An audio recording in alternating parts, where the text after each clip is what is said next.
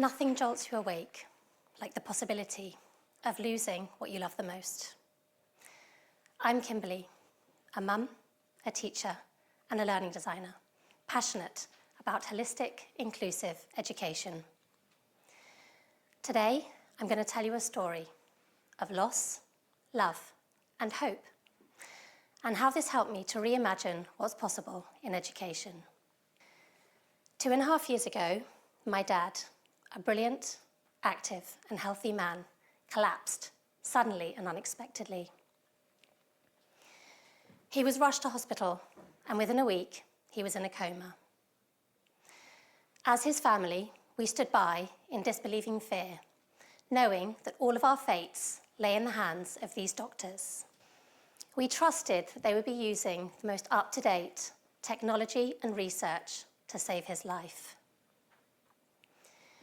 When he began to wake, he couldn't move or speak, and a scan revealed that an abscess was crushing the very top of his spine, leaving him completely paralysed. Crises like these remind us of what's really important in life. Love, for sure, but also systems and communities that support us when we're at our most vulnerable. Everything I'd taken for granted to that point sharpened focus. And as I watched my dad's resilience, as he learned to speak, breathe, and swallow again, I marvelled at two main things. How extraordinary love and the human spirit is, even in the face of adversity. And how miraculous modern medicine is. Without this, my dad and many thousands of others wouldn't be here today. As a super enthusiastic teacher, I often think about education, even when I'm not at work. This experience made me question, if we demand the very best in research, in medicine, why do we accept anything less in education? With everything that we've learnt over the last 100 years in neuroscience, learning, and well-being, why haven't we built an education system that reflects that? After all, education is in crisis.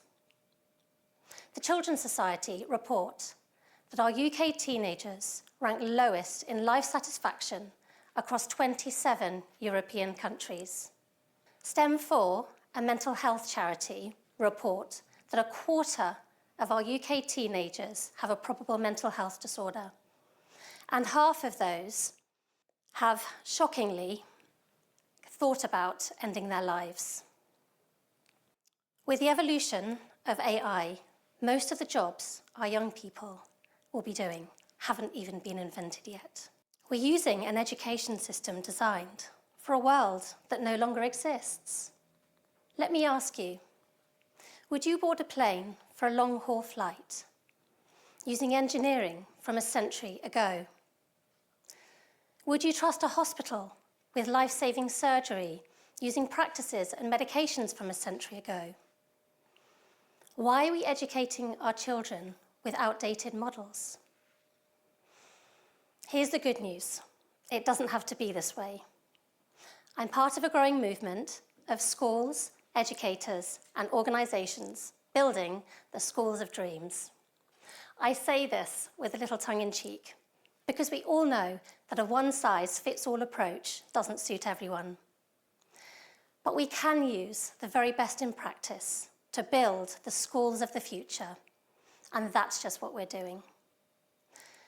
Safe spaces embedded in nature, where well-being, knowledge, skills, and values are foundational. Here, relational practice is embedded so that schools have the flexibility to meet students where they're at, and the community co-create the learning. Every school can create mutual thriving within ourselves, with one another, in society, and for the planet. We're not just educating students to take their next test, but for life. And we're seeing the results. Happier, more engaged students, able to manage their well-being. Better, long-term, personal, social, and economic outcomes. Children who don't just memorise answers, but think, adapt, and problem solve for an uncertain future. We shouldn't just be educating children to survive change. We should be empowering them to shape it. When my dad became ill, the medical system didn't rely on outdated practices. Doctors pooled resources and used the very best of what was available to them. They saved him, and while he may never walk or use his arms again, he's able to use the best of technology out there to help him live as best life as he can. Medicine moves forward because lives depend on it. So should education. Except this time, it's not just individual lives that stand to benefit. It's our collective future. Hope isn't wishful thinking. Hope is action. And we stand on the shoulders of giants, like Guy Claxton, Valerie Hannon, and the late, great Sir Ken Robinson. So I leave you with this. What would you do to ensure that the young people that you love get to be part of this brighter, thriving future? Because the next step, it belongs to all of us. Thank you.